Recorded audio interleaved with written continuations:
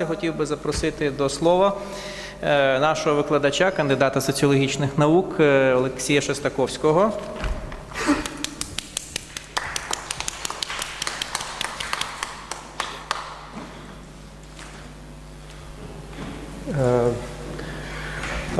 Thanks very much to everyone who is still here. I try not to be very lengthy. You have 20 minutes. Okay, thanks. The question that I would like to ask whether values has become an explicit part of political discourse, not only in Ukraine but all over the world. The discourse that motivate for mass mobilization or conflict. So the question is, do values really matter, or they are just lip service justifications, just blah blah blah? And in my paper, I would like to I will try to demonstrate that values really matter by showing consistent differences in empirical value patterns of the general population in Ukraine and the regular political activists and Euromaidan participants. So Engelhardt values theory doesn't work here because it fits well when you speak about societal level, about cultures and countries, and it works not very well when you speak about individuals, and I would like to speak here just about personal values. So I use another theory by Schwartz. This theory has 3 decades of history, and since then it proved its relevance all over the world, that its structure holds with some reservations in different countries and social groups. And so according to this theory, values are just very abstract beliefs about both the desirable in life, about the transituational goals that go beyond particular situations or domains like politics or economics or religion, and that it goes beyond particular objects like God or family or democracy. So, for example, values, they underlie and give coherence to more concrete attitudes like political values. And what's more important, they motivate values, so they are not just just justification after that. And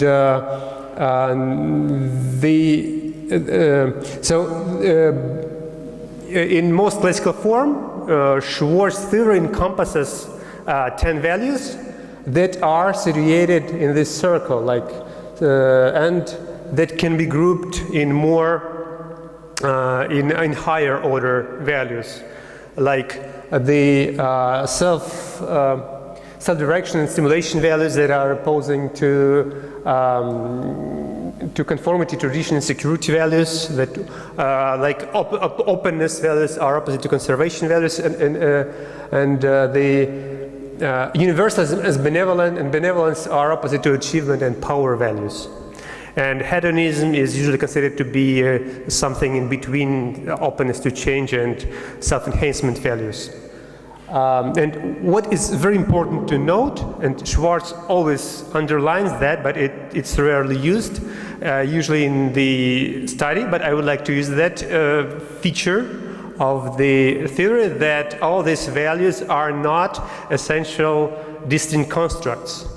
They are more or less arbitrary, not random, but arbitrary divisions. So they just show the motivational strengths and conflicts that can be narrower or wider, and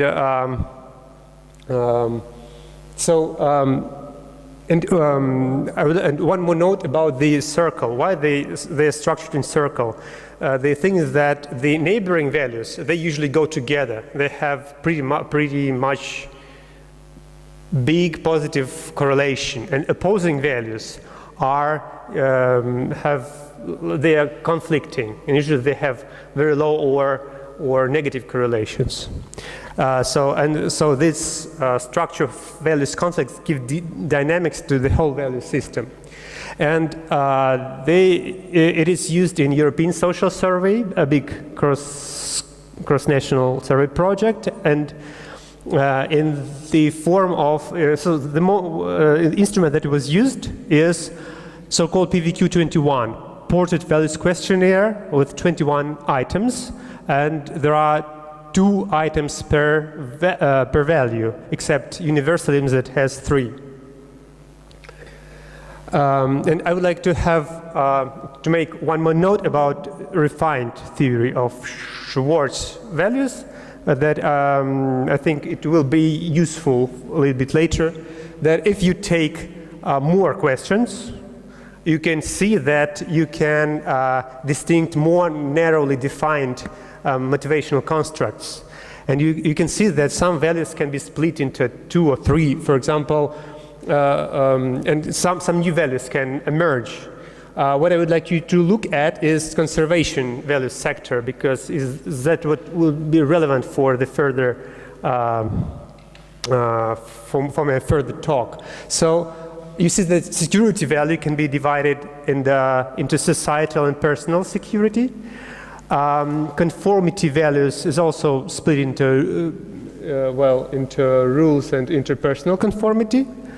And the tradition values is split into traditional per se and humility, a value that goes closer to the self-transcendence quadrant. So how these values are related to the political activism, to political participation that is unconventional, like boycotting products, signing petitions, participating in demonstrations, and things like that. There are some papers on the topic, and they say that, well, there are essentially 2 values conflict that is more pronounced, that is more prominent for those who participate. I would like, and the thing that effect of values is comparable or exceeds on political activism is comparable or even can exceed the effect of value of variables like age or education or economical status. So, I mean, the usual standard variables that we use to predict all political stuff. So that's why looking at values can be really useful if we want to explain something. So what are 2 basic values conflict? One is personal autonomy and independence versus conformity and self-restraining. And naturally, if people that have self-direction values, first of all, self-direction value more important, they have higher probability to be a political activist. And usually they have put less importance on security or tradition. That is quite natural. The second conflict is between welfare, others' welfare, and self-interest.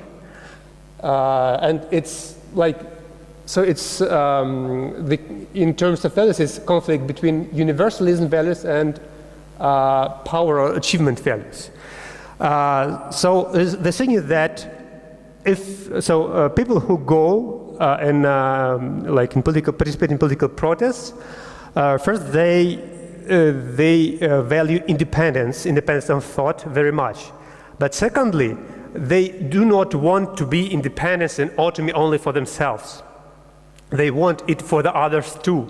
And they value it so much that they can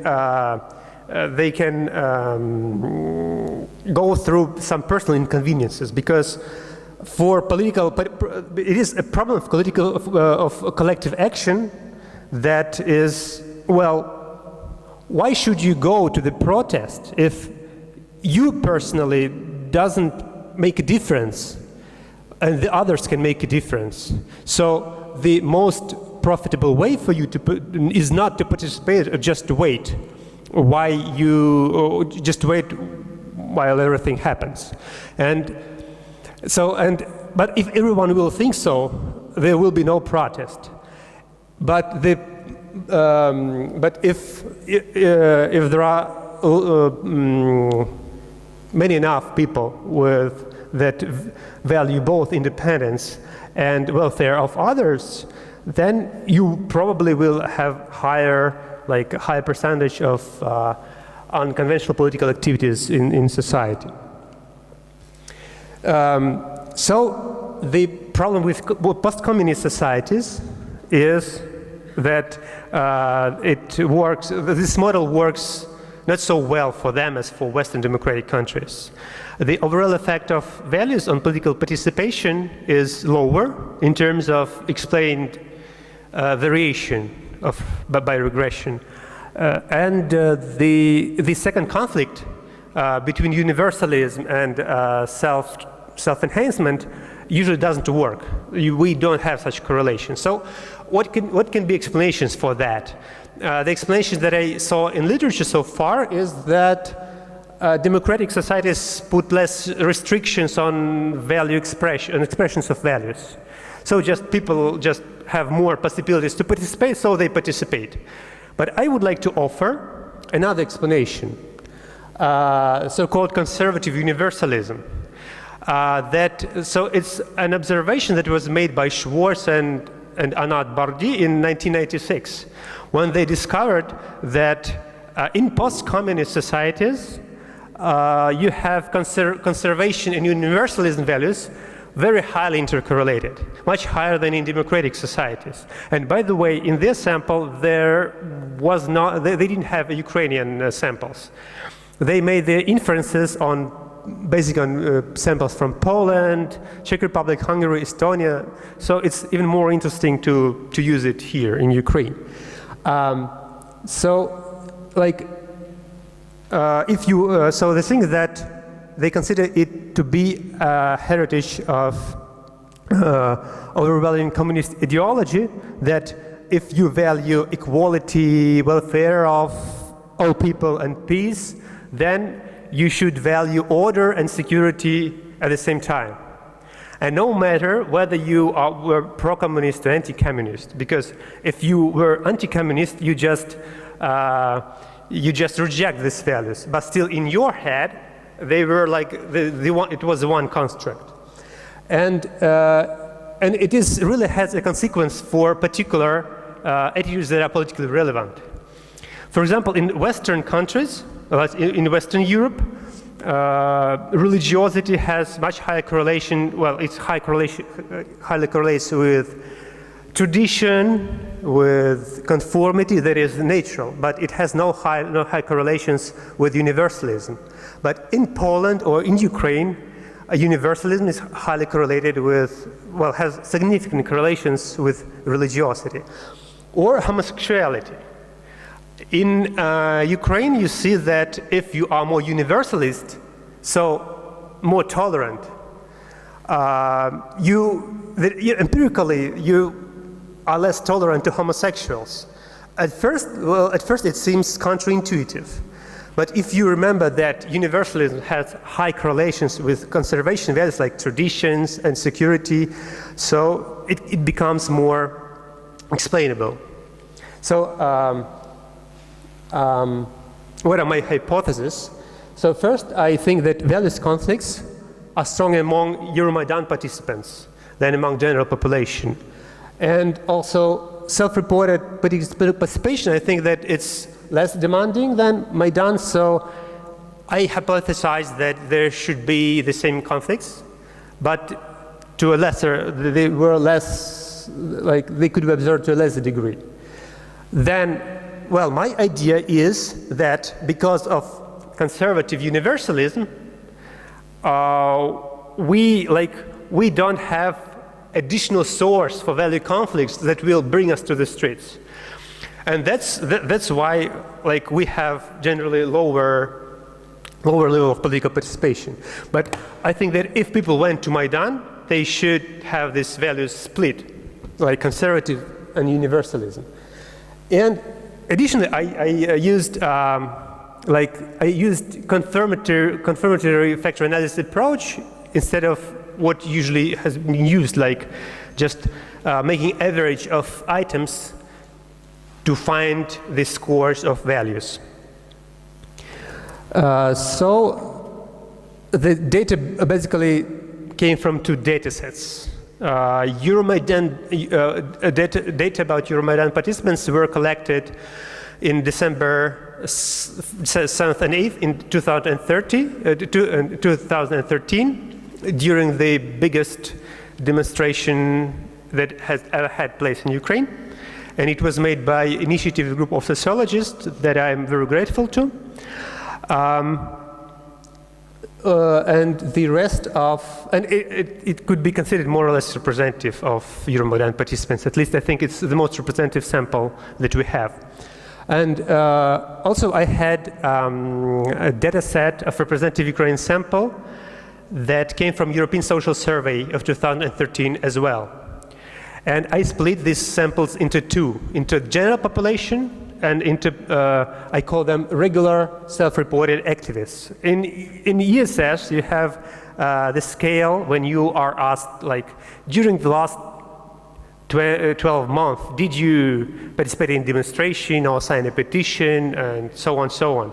So I just took the people that answered yes to these questions and just took it as a separate sample of self-reported activists. So a confirmatory factor analysis is very useful for two things.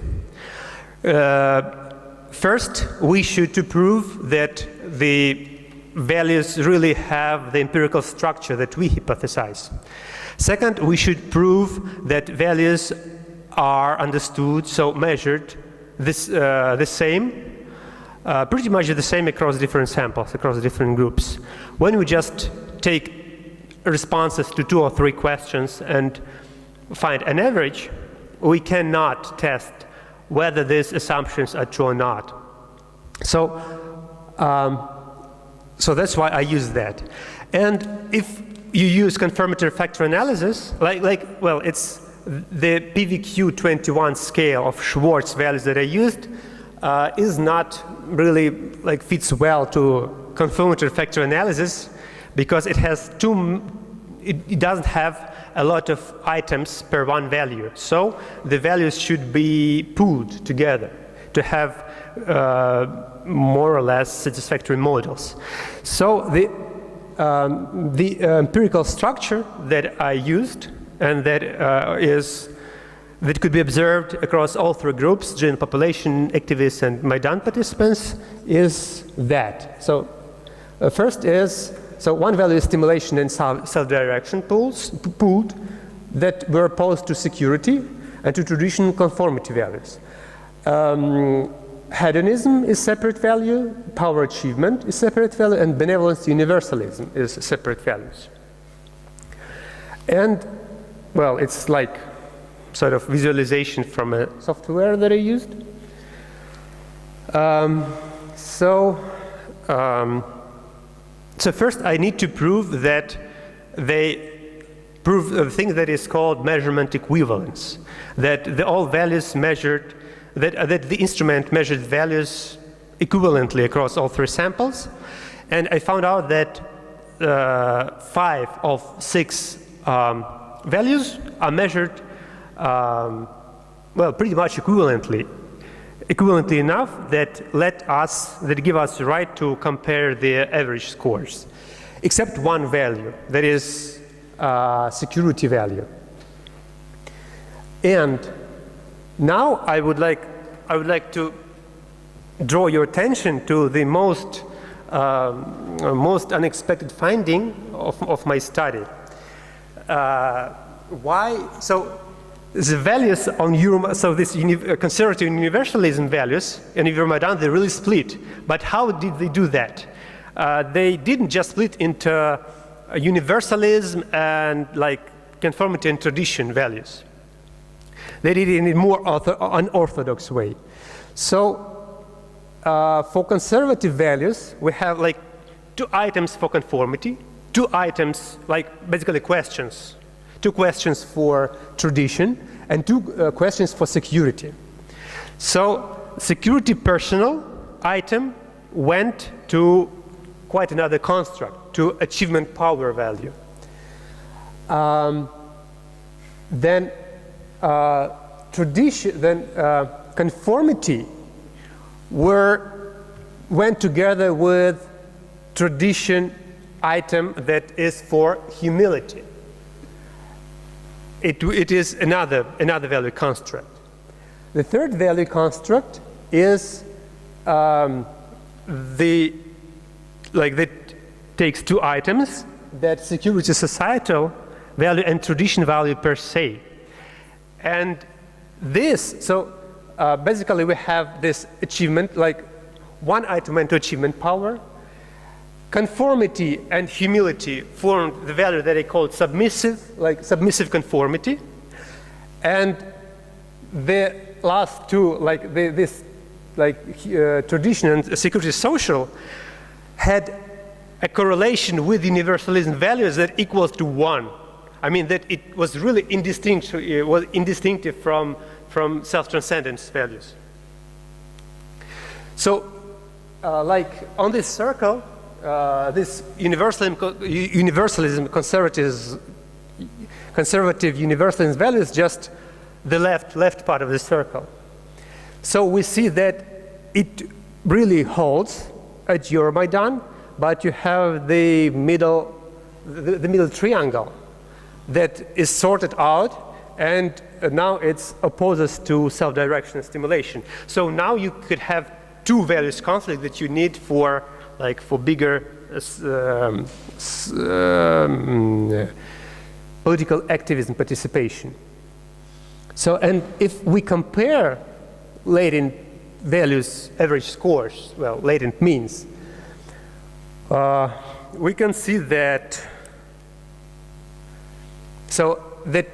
when we compare, we take general population latent value means as baseline, so they're equal to 0. So basically we see the relevant importance of values of activists and Maidan values in comparison to general population. So the red, I think it's red, the color, the red is Euromaidan values. And now you see that the things go as we hypothesized, that the achievement power values are less statistically significant, less important than in general population. And universalism benevolence values are way higher important than in general population. And security values, they are here just the security social and tradition that I told you about. So they basically form one construct with universalism benevolence, so they also are high. Conformity tradition are very low, so they're very unimportant for general in comparison with the general population. And, well, the openness to change values are very important. So we see that the Euromaidan participants have higher, they really have, they show they demonstrate the, what we can call value conflict. So, and hedonism has no difference. That is also according to the theory. But another thing is, let's look at regular activists that are purple. We see that the only value that is not statistically significantly different from general population is conformity tradition. So basically the most anti-rebel value, the most anti-protest value. And all other values are significantly more important, but to a lesser absolute degree than at Maidan. And basically it doesn't, all other values are more, when all values are more important, then we can see no values conflict, basically. So this and some points to discuss. So first, we see that we can corroborate this theory, this conception about link between personal values and political activism. We can corroborate this, this conception with Euromaidan data, and I think it's important to underline, because most of other previous studies, they did it by using surveys, and now in fact we have quasi experimental design. Like we ask about values, not people that maybe went to demonstration half a year ago, but we ask that just people in the process of protesting. But however, we see that mass protest, like Euromaidan, is not the same as regular political participation, at least in Ukraine. So I think it needs further, further studies, at least in terms of values. So also we found an unforeseen conservation value split in Euromaidan. So basically, we still have this conservation universalism. I'm just finishing. Yeah, conservation universalism values in Ukraine, as in other post-communist countries, but we just sort out all the conformity, all the submissiveness from that, to oppose it to openness to change values. And I think that this finding can shed some more light on specifics of explanation of why, of why we have such agenda on Euromaidan and not that. Well, basically people went not for human rights. They went to Euromaidan just to change the whole system, just to replace good system with bad system. Questions like tolerance or gender equality were very marginal in Euromaidan. And also the popularity of nationalist ideas that is also about totality, about the system. I think it also can be better explained when we refer to values that structure of values that people hold. And basically that's findings that I would like to tell you about. So further, I think I plan to make some more statistical tests to elaborate the theory more. And I think that it would be interesting to make some other studies in other contexts, another protests in other post-communist societies to understand how the generalizability of my findings. So thanks a lot. Okay, thank you. And we've got 5 minutes for final questions and discussions.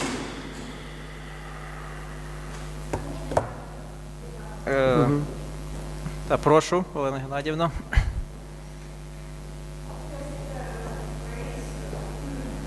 Добре. Повернемося до профілю ціннісного учасників Майдану і загалу. Оце. Так. Оце? А питання таке. Розумієте, що ми бачимо? Ми бачимо, що проблема не в тому, що цінності якісь надто відмінні, а проблема зовсім в тому, що від середньої дуже високі коливання.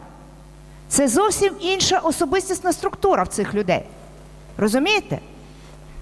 Якщо загал тримається і дуже мало коливається від середини, то вони, ці 400 у вас, дуже сильно коливаються від середини. В усіх позиціях майже. Тому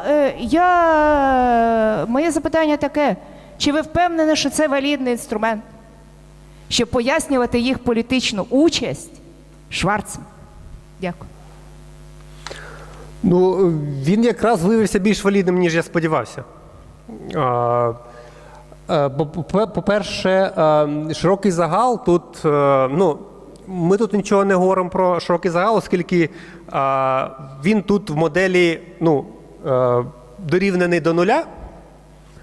Не тому, що там у всіх однакові цінності, да, тому що це бейзлайн, щоб модель зійшлася. І, відповідно, інше значення – це відносна важливість. І це не коливання, це просто вираженість. Да. Це різна ступінь вираженості цінності пріоритетів. Так. Тому це говорить про те, що там інша особистісна структура. Угу. А ми не тема, ми беремо тільки цю систему там цінності і з неї хочемо вивести політику. Це дуже правильно йдеться. Мені здається, потрібна спільна соціологічно-психологічна якась експертиза, загальна.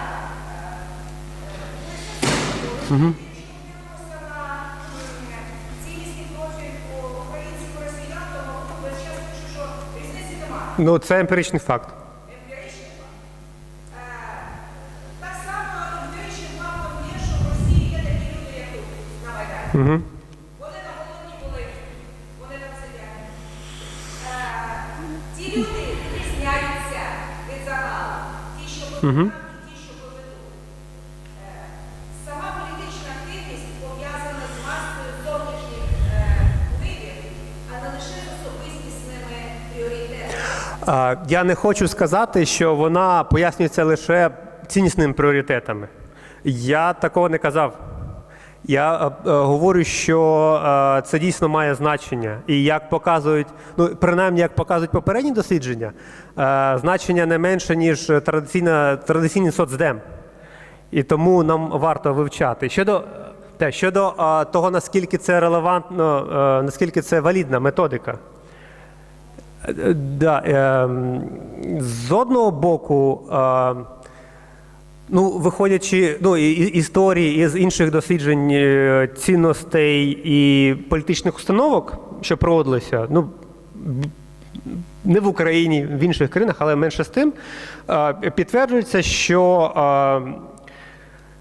насправді цінності впливають на політичні установки і поведінку не напряму, а опосередковано через інші атитюди. Їхня роль в тому, що вони передають, так би мовити, форму, вони coherence цьому всьому. І, на мій погляд, що і в цьому сенсі, мені здається, вони так само можуть давати когеренс у нас, як і в Італії, і в Польщі, і в інших країнах. Питання, чи інше питання ви зачепили? Чи дійсно ми можемо говорити, що це стабільний, ось люди, коли опитували, це у них був стабільний ціннісний профіль, взагалі, не тільки коли вони вийшли на Євромайдан. Я вважаю, що на це питання ще треба дослідити, воно проблематичне. І тому що ця відмінність не пояснюється тим соцдемом, що у нас є, тобто виходить за межі. І по-друге, тому що існують роботи соціальних психологів, які показують, що цінності теж, якщо їх поміщати у умови якихось стимулів експериментальних, якщо вони primed, так, вони теж тимчасово можуть змінюватися. І мені здається, що, звісно, на Євромайдан вийшли не всі, але ж люди, що певною мірою були більш схильні до цього, але що вони були в певній ситуації, що, так би мовити, primed їхні цінності. Що ж, дякуємо. Хочу подякувати всім учасникам пленарного засідання нашими оплесками.